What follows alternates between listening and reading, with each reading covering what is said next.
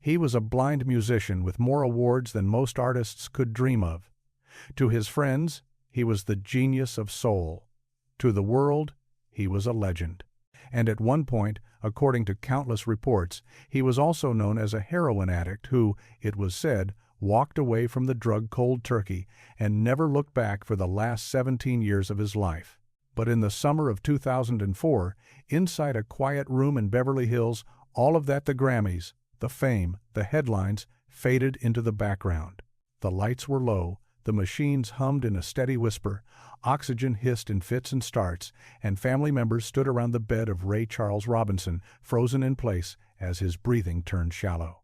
He had outlived poverty. He had endured racism. He had survived blindness, addiction, and heartbreak. Yet, as his lungs strained and his pulse weakened, those who stood closest to him later said they heard something in his fading voice they had never heard before. It was not just weakness, it was fear. A deep, unmistakable terror. He did not speak about contracts, or record labels, or who had wronged him in the industry. He did not talk about money, or fame, or the dark years of heroin. Instead, the words that slipped out were tied to something much older, something he had kept buried since childhood. A memory that, according to people who knew him best, had shaped every tour, every song, every triumph, and every collapse. In that dim room, as the walls seemed to draw closer and the sound of the machines grew distant, his family began to understand why Ray Charles had never truly talked about this part of his past. This was the one truth he feared more than death itself, a truth anchored to a single afternoon, to a basin of water, and to a life he believed he had ruined long before the world ever clapped for him. Chapter 1. The Origin of the Secret, 1948, 1955. The story of Ray Charles's terrible secret does not begin in a studio booth drenched in reverb, or on a tour bus rolling through the night, or backstage under neon signs and cigarette haze. It begins years earlier, before the record deals, before the spotlight, before the name Ray Charles meant anything to anyone. It starts on a heavy, humid day in 1,948 inches, Greenville, Florida, a small, dust-choked town where the heat seemed to hang in the air and time itself moved slowly. The Charles family's wooden shack sat in that heat, its backyard framed by worn boards and hard-packed earth. The smell of pine, rusted metal, and damp wood clung to everything. On that afternoon, 7-year-old Ray Charles Robinson stood in the doorway of the house, half in shadow, half in sunlight, listening. Outside, in the backyard, water sloshed quietly in a wooden washtub. His little brother, George, played nearby, laughing in the bright Florida sun with the kind of wild, weightless joy only a child that young can manage. The light was harsh, almost painful. Ray's eyes were already failing, already clouded by the glaucoma that had begun stealing his sight. Shapes blurred, edges softened, faces became outlines instead of details. He squinted at the scene before him, trying to hold on to what little clarity he had left. He saw George leaning over the tub, small hands reaching toward something floating on the water's surface. He caught the glint of wet wood, the shine of the basin, the silhouette of his brother shifting forward. In that split second, Ray saw George's foot slip on the soaked boards. He saw the little body pitch toward the tub. And in that frozen moment between balance and disaster, Ray tried to move. His hands shot out, his legs stumbled forward, his throat tightened as he tried to shout. According to stories he shared much later, the scream never fully formed. There was only a choked sound, air without words. Then the splash. Water exploded upward and then fell silent. The laughter stopped. The backyard, a second earlier alive with the sound of a child at play, went completely still. People would later insist it was an accident, a tragic misstep, a moment no one could have predicted or prevented. Adults would say no one was to blame. Neighbors would call it a heartbreaking twist of fate. But Ray never embraced that version of the story. The memory that lived in his mind was harsher. He remembered standing only a few steps away. He remembered the blur of his brother's shirt vanishing into the water. He remembered the cold rush of panic as he grabbed, scrambled, and failed to pull George up in time. And he remembered the moment his mother found them, One son soaked and shaking, the other already unnaturally still. In the weeks that followed, Ray spoke less and less. He ate in silence. Sleep came in small, broken fragments. He did not talk about what had happened, but what had happened never stopped talking to him. It slipped into his dreams, the splash, then the stillness, then the unbearable quiet. As the year drew to a close, something even worse began. Ray's vision, already deteriorating, started to fail faster than doctors expected. Shapes turned into shadows. Shadows dissolved into fog. Colors drained into a dull, formless gray. By the end of 1948, the last light went out. Ray stepped into complete darkness. Most children scream when the world disappears. They grab for furniture, for hands, for anything that reassures them reality is still there. But family members would later recall that Ray did not respond that way. He did not rage. He did not beg. He simply went still, as if he had been expecting this all along, as if he believed this was the price. At home, they noticed how quiet he had become. At night, he often sat alone, hands clasped tightly together, head bowed, his breath shallow and uneven. Sometimes his mother would enter the room and find him facing the wall, lips trembling, his unseeing eyes fixed on a point only he could feel. He moved through the house like someone awaiting a verdict.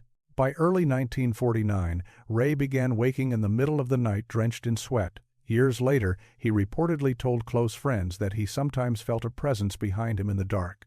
Small, light, like a child's shadow hovering just out of reach. He could not see it, but he felt it following him from room to room, down hallways, across strange floors. In the early hours before sunrise, when the house was utterly silent, he occasionally heard it. The faint, impossible splash of water where no water should be. He never told his mother. He never told his teachers at the street. Augustine School for the Deaf and the Blind. But it traveled with him, from bed to classroom, from childhood to the edge of adulthood. The town, meanwhile, whispered in its own cruel language. Children muttered that George had died because Ray hadn't shouted loud enough. Some adults suggested, in hushed voices, that their mother should have been watching more closely. Others simply shook their heads and called it one of those things. Ray, however, accepted only one version of the story, his own. In his mind, he had failed. The blindness, he believed, was punishment. And according to people who were close to him later in life, he would sometimes admit that he felt as if the accident in that backyard had reached out and touched him again, stealing the last of his sight as a sentence. Between 1950 and 1955. As Ray discovered music with fierce intensity, mastering the piano and learning to navigate a world where sound replaced light, the memory of George changed. It was no longer just a moment sealed in the past. It became a presence, a companion, a ghost that followed him from state to state as he played in cramped bars and smoky clubs across the South. Even in crowded rooms filled with laughter, clinking glasses, the rustle of dresses, and the low murmur of voices, Ray carried a quiet storm just beneath his ribs. He tried to drown it in rhythm, in rehearsals that stretched past midnight, in constant motion. The more he moved, the less he had to think. But water gave him away. Every time he washed his face, bathed, or felt heavy humidity settle on his skin, the memory returned the icy echo of that wooden basin in 1948. Some nights, while traveling through Georgia or Louisiana on aging buses that rattled over back roads, he would sit awake as dawn crept in, hands shaking, unable to name the dread bearing down on his chest. Bandmates assumed he was homesick. They did not know that, in his mind, he was still standing beside a washtub that would not let him go. By 1955, long before the heroin, long before the Grammys, long before the world tours, Ray Charles was already a man carrying a lifetime of guilt. According to those who heard fragments of his story years later, he had never truly shared the full truth with anyone. What he held on to was simple and brutal. He believed he had stood in the sunlight, inches from his little brother, and watched death take him. And no matter how many songs he wrote, no matter how many stages he conquered, he could not quiet the belief that the world had punished him in the only way it knew how. When Ray finally stepped onto the national stage, the public saw a genius. They saw the dark glasses, the wide grin, the fingers flying over the keys. What they did not see, what they never could have seen, was the 7-year-old boy on his knees beside a silent washtub, desperately trying to convince himself he hadn't caused the one thing he feared most. Behind every spotlight that ever touched Ray Charles, that ghost was still there, just out of frame, waiting. Chapter 2. The Addiction Years. 1955. 1965. If George's drowning marked the birth of Ray Charles's secret, then the decade that followed 1955 to 1965 was the period when that secret finally grew teeth. By then, Ray was no longer the thin, frightened boy who recoiled at the sound of water hitting metal. He was becoming a force in American music. His voice was turning into the sound of Southern soul. His piano style was unmistakable, rough and holy at the same time, and his name began to travel from one smoky club to another like a rumor that refused to die. From New Orleans to Atlanta, Chicago to Street Louie, people were starting to talk about him in serious terms. Promoters wanted him. Radio stations spun his records. He was no longer just another musician trying to survive. He was becoming someone the country would soon be unable to ignore. But beneath the applause, another timeline ran parallel, darker, quieter, and far more dangerous. The shift came in the spring of 1955 during a tour stop in Houston. Ray had been worn down by nights of brutal insomnia, hands shaking, soaked in sweat, woken by the same recurring nightmare. George leaning over the basin, slipping, falling, disappearing. After one performance, behind the curtain with his nerves frayed and his body trembling, a bandmate offered him something to take the edge off. It would help him sleep, they said. It would calm him down. That night, for the first time, heroin entered Ray Charles's bloodstream. Witnesses later described how the drug wrapped around him like a warm blanket, the edges of his fear blurred. The splash, the water, the image of his brother sinking, they all receded, smothered under the narcotic haze. It wasn't joy, it wasn't happiness, but it was quiet. For someone who had been haunted for years, that quiet was enough to hook him. From 1956 on, heroin became the silent companion on nearly every tour. Newspapers praised Ray as a genius reinventing American music, a man who bent gospel, blues, and R&B into something new. But backstage, in the cramped dressing rooms and anonymous hallways of theaters across the country, a different Ray emerged. Stagehands saw the version who sometimes collapsed in private, who gripped tables until his knuckles turned white, whose hands trembled so badly before a show that he needed a moment just to steady them. Musicians watched him vanish for long stretches when the pressure in his chest became unbearable. Guilt and addiction slowly wrapped around each other until they were impossible to separate. The tour managers noticed first. On the 29th of August 1956, at Chicago's Club de Lisa, Ray abruptly stopped in the middle of soundcheck. He leaned onto the piano and stayed there, motionless, for nearly 10 minutes, breathing like someone who had just come up from deep water. The band thought he was ill, but according to people who heard about that night later, Ray wasn't reacting to sickness, he was reacting to something only he could feel. In his mind, the wooden washtub from 1948 had reappeared, more vivid than it had ever been since he lost his sight. He could feel the cold water climbing around his legs.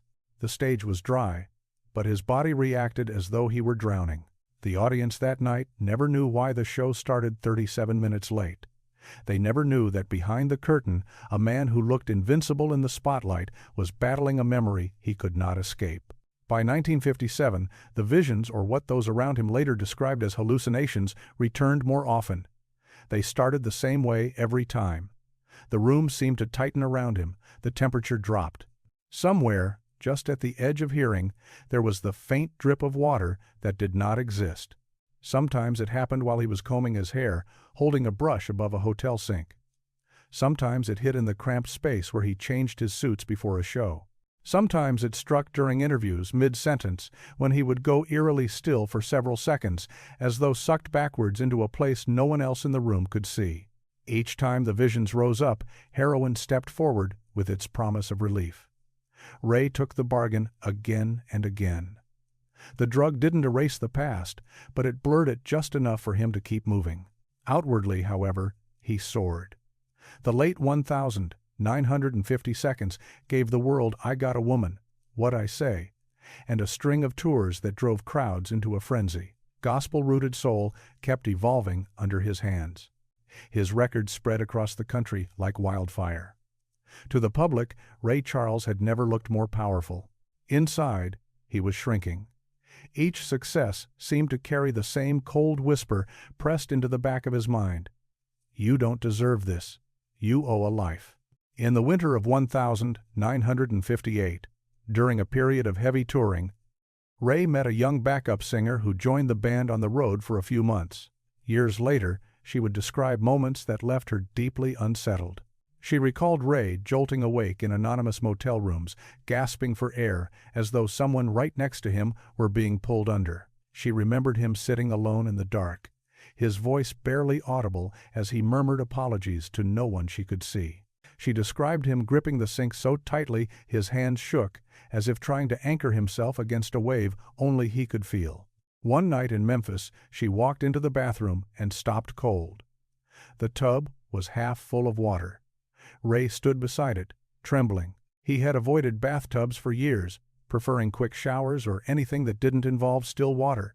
Yet something had drawn him there that night, something old, something he still refused to name. Then came 1961, a year that would peel back the thin layer of control he had left. During a long stretch of touring through the Midwest, Ray confided to a trusted associate that he felt pursued not by police, not by journalists, but by the ghost of his own past. His heroin use increased sharply. Crew members began to worry. Promoters started whispering about missed rehearsals, sudden schedule changes, and behavior that bordered on the erratic. But to fans, nothing looked wrong. Ray always made it to the stage.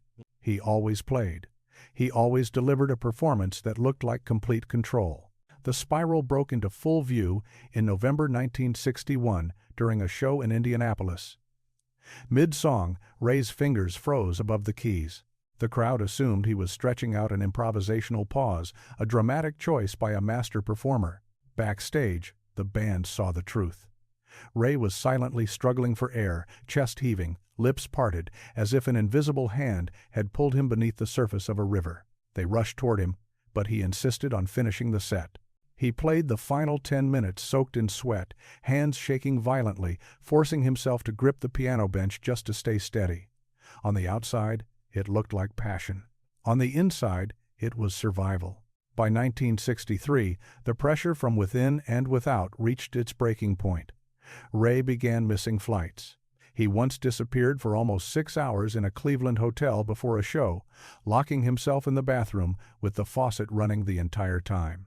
Those close to him believed he was trying to prove he could stand the sound of running water and not fall apart. When he finally emerged and walked to the stage, he looked composed. But crew members who brushed against him said his hands felt like ice. Then, in the fall of 1964, the secret stopped being invisible and stepped into the public record. On the 23rd of October 1964, Ray Charles was arrested at Boston's Logan Airport on a narcotics charge involving heroin. Headlines exploded across the country. Ray Charles on narcotics charge. Fans were stunned. Some refused to believe it.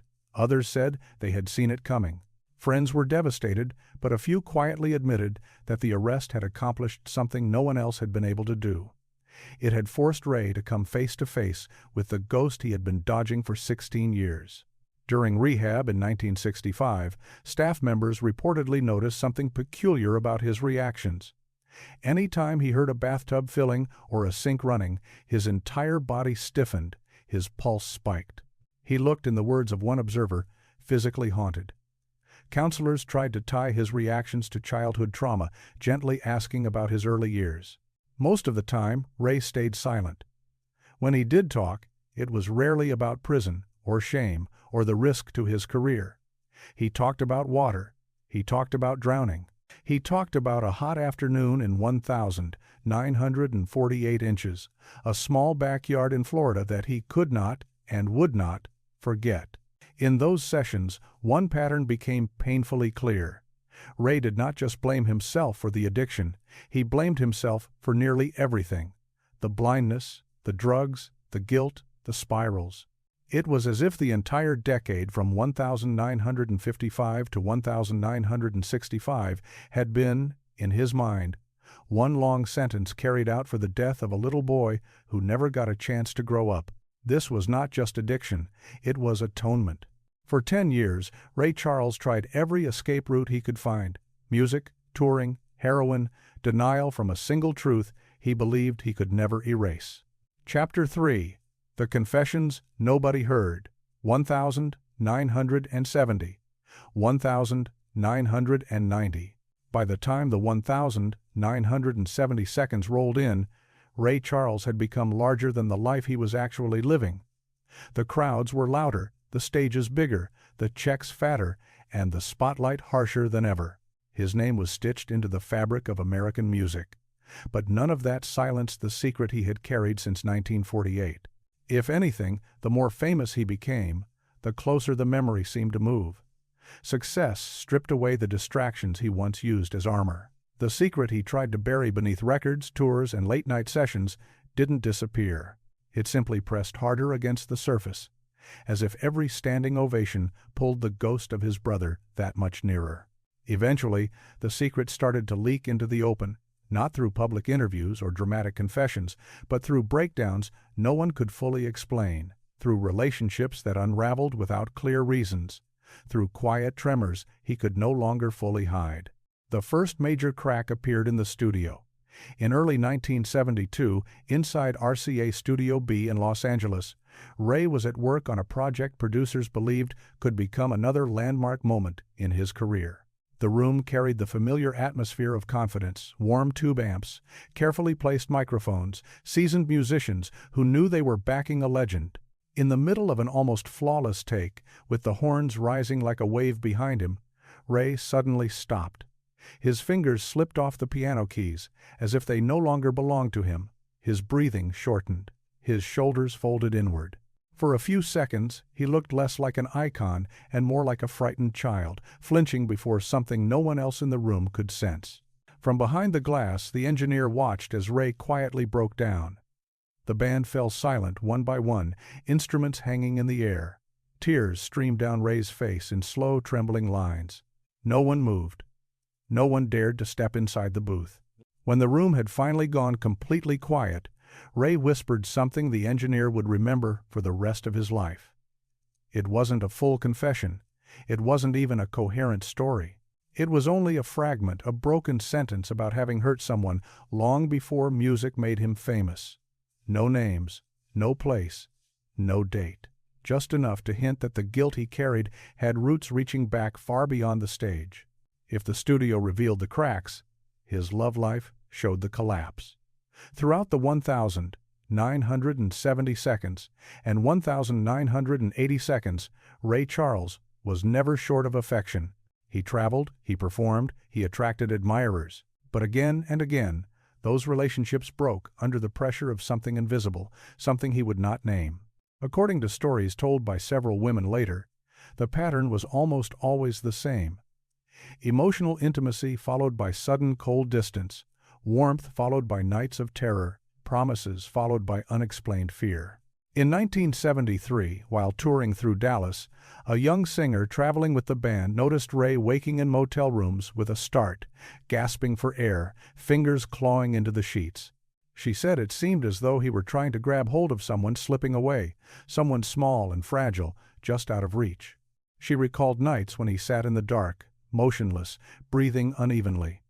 He would reach out into empty space, hands shaking, as if bracing for a fall that never came.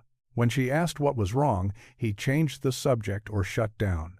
Eventually, she left, convinced that he was haunted by something that had nothing to do with fame or women.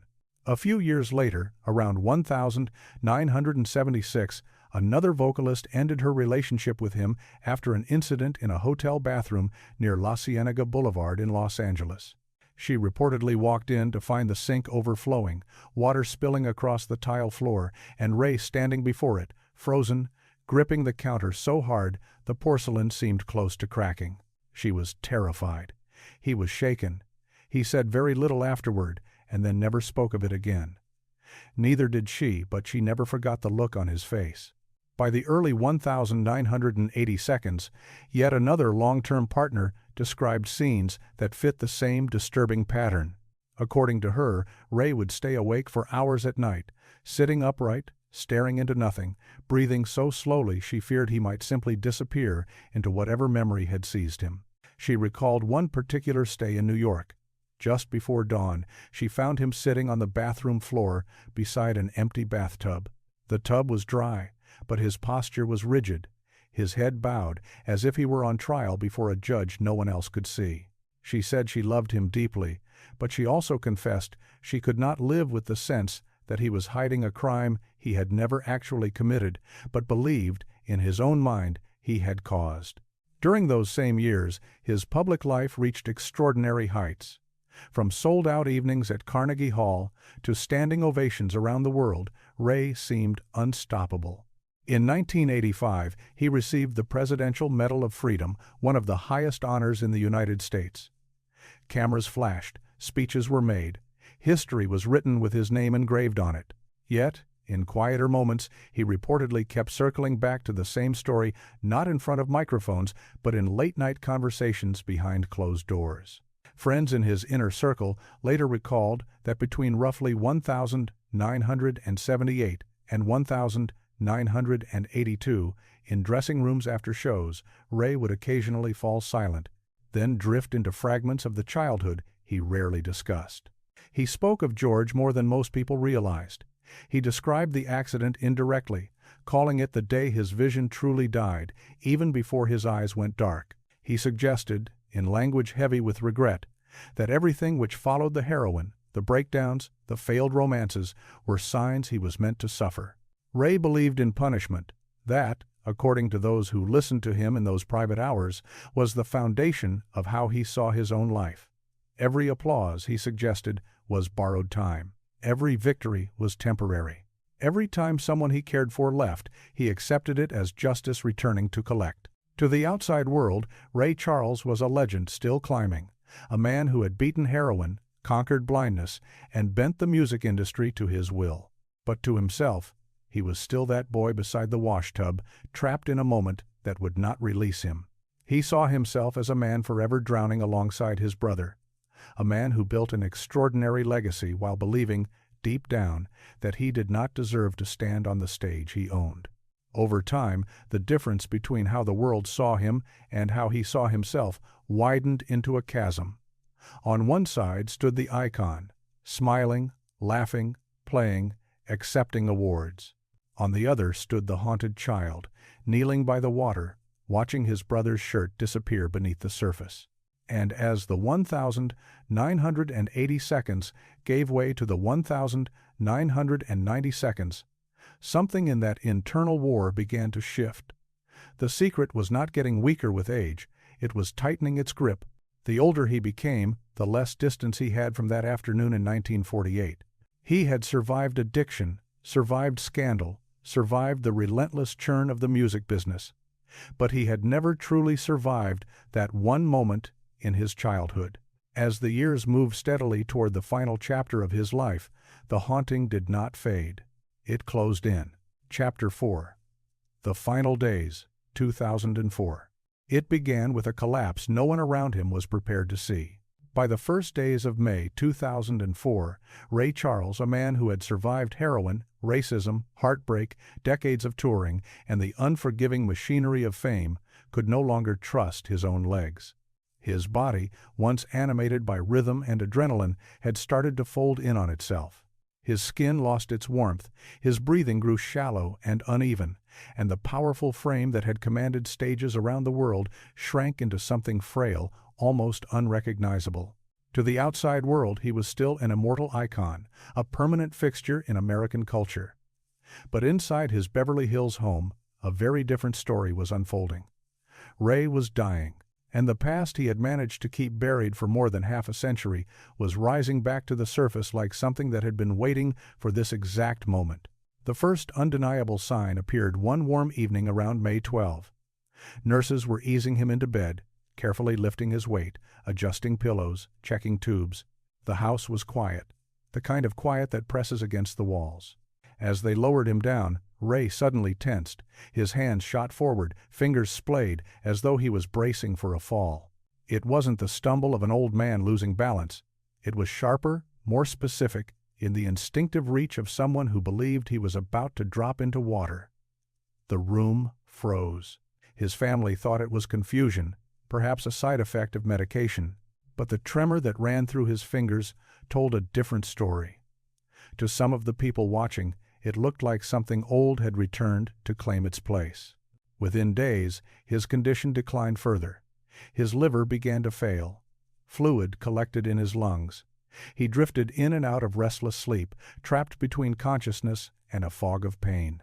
Each time his eyes opened, he seemed less aware of the room he was in and more attuned to something just beyond it, as though he were looking not at the faces around his bed, but through them toward a memory that had stalked him since childhood. The haunting intensified on May 18. A nurse adjusting the sheets leaned closer and heard him murmuring a name, barely audible, as if the sound itself hurt to release. At first, she assumed it belonged to a musician, a friend, a lover, someone tied to his long career. But as she listened, the syllables sharpened into clarity. He wasn't calling for a bandmate. He wasn't calling for a manager. He was calling for his little brother, the boy who had died in 1948, the one Ray had never forgiven himself for losing. From that moment, the atmosphere inside the house shifted. The air felt heavier, slower, charged with something that made people lower their voices without quite knowing why. Family members walked more carefully, as if each footstep might snap a fragile thread. Nurses later said the room where Ray lay felt strangely cooler than the rest of the home, as if some invisible window had been opened. Though he couldn't see, Ray kept turning his head toward any hint of running water. A faucet turned on in a distant bathroom, a glass being rinsed in the kitchen, even the faintest echo of a pipe. No matter how soft the sound, he seemed to hear it, and his body reacted as if pulled toward it. By May 24, what little appetite he had left vanished. His breaths came in ragged, rattling pulls. His chest rose and fell just enough to suggest that life was still fighting to remain.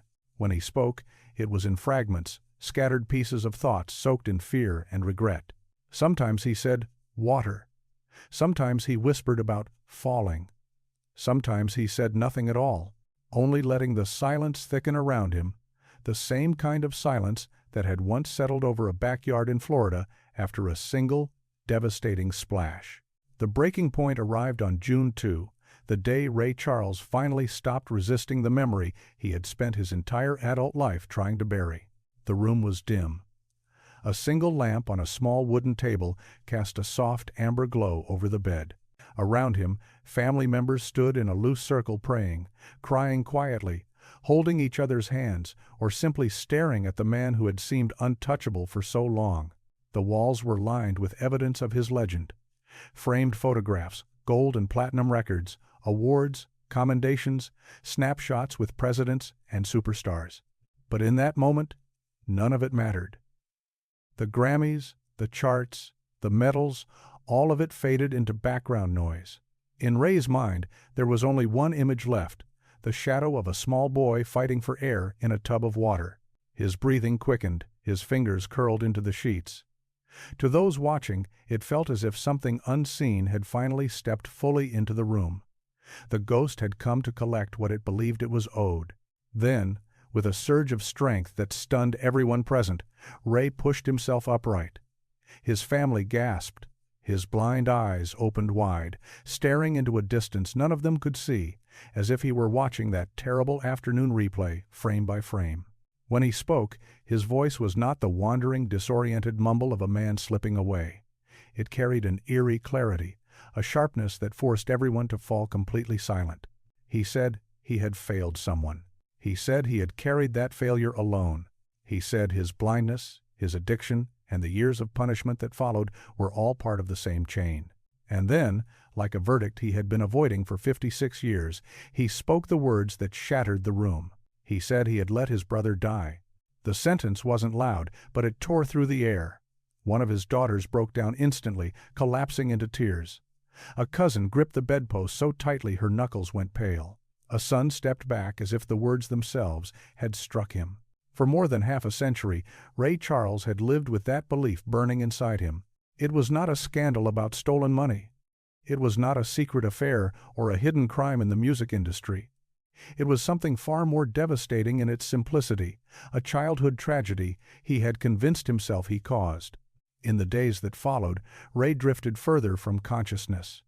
The boundary between past and present blurred until it was almost impossible to tell which one he was living in. Yet the image of George never left. Nurses noticed that even when his eyes were closed, his hand would sometimes lift an inch off the bed, fingers reaching into empty air as if he were once again trying to grab the arm he had missed in 1948. Then, on the 10th of June 2004, at approximately 11:35 a.m., it ended. Ray Charles exhaled one final time. The room stilled. The tension in his body released, his muscles finally relaxing after days of relentless strain. The medical equipment quieted. Outside, traffic moved. People talked on cell phones. Songs played on the radio. The world continued, largely unaware that one of its greatest musical architects had just slipped away. Inside that Beverly Hills home, however, the people gathered there understood something far more intimate than what any news headline would later say. Ray Charles did not leave this world tormented by regrets about contracts, fame, or chart positions. He did not die obsessed with business deals, royalties, or his public legacy. He died carrying the unbearable weight of a belief formed in childhood, the belief that, at 7 years old, he had stood within arm's reach of his little brother and failed to save him. And that was the terrible secret Ray Charles finally allowed into the open just before he left the world forever.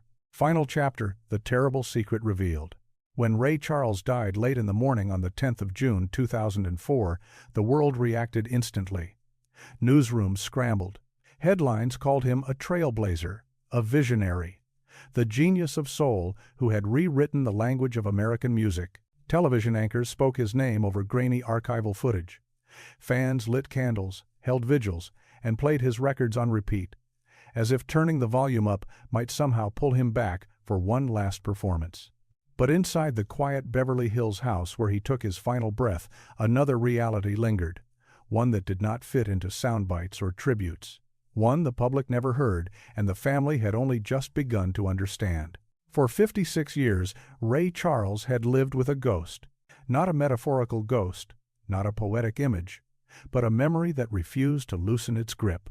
No matter how many awards he stacked on his walls, no matter how many sold-out shows he played, no matter how loudly the audience roared his name, that ghost stayed close. And now that Ray was gone, that truth, the one he had revealed in his final days, stood alone in the silence. At its core, the secret was brutally simple. Ray Charles believed he had killed his brother, not on purpose, not with intent, not through cruelty or calculated neglect. But in his mind, he had failed to save a child who slipped beneath the water just a few feet away from him. He believed that was enough to make him responsible. No police report had blamed him. No judge had ever suggested he bore any legal guilt. Neighbors did not point fingers at the 7-year-old boy standing in shock beside the tub. Even his mother, shattered by grief, never told him the words he already repeated to himself. "This is your fault." But trauma does not obey logic, and guilt does not ask permission. Ray absorbed that afternoon like a curse, a stain that sank too deep to wash out. The older he grew, the more the belief embedded itself in him. It shaped everything. He believed his blindness, which arrived months after the accident, was not just a medical condition but a sentence, a punishment written into his body. He believed the heroin that almost destroyed him in the 1,950 seconds was part of what he deserved. Pain, in his eyes, was not an unfortunate side effect of life. It was an expected companion. It echoed through failed relationships, the nights of panic, The episodes in hotel bathrooms, the trembling hands hesitating under running water as if touching the surface of a grave instead of a sink. Invisible but relentless, that belief shaped the man the world idolized. The public saw strength. Ray felt judgment. The public heard genius. Ray heard drowning. The public adored him. Ray could barely tolerate the person he believed himself to be. Every tour, every interview, every album cycle was lived with that ghost standing behind him, whispering reminders of a hot Florida afternoon in 1948 that never let him go.